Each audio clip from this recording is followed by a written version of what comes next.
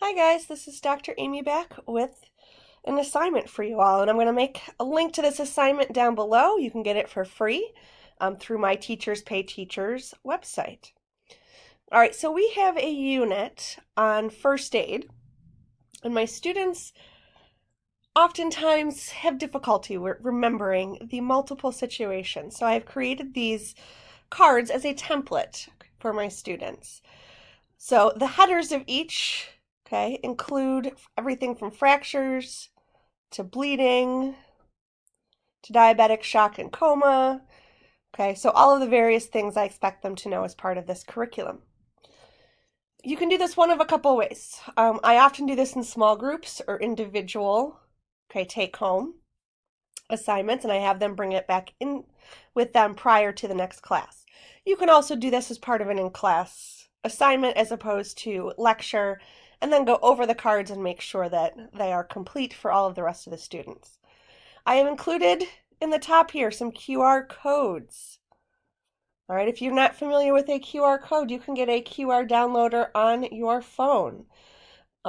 They are free. I use one called Lightning QR. It is very easy to use. The student simply opens up the app. There'll be a little place to take a photo. Once the photo is captured, it'll link them to a website containing information regarding fractures and what to do. If you're not interested in doing that, or you teach younger students who don't have phones in class, at the bottom here is a link, for the students to go to get information. I have included for you, information cards. And of course, you can do as much or as little on these cards as you desire, as far as your teaching strategy is concerned.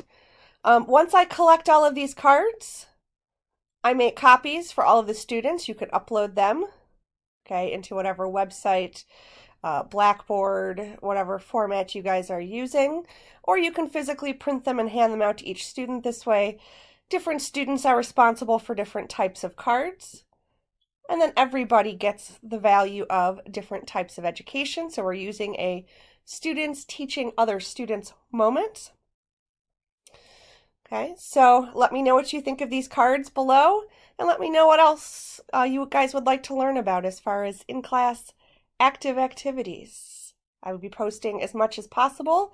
I have a ton of activities. Next week we'll be talking about some infection control activities and a digital breakout room that I have created.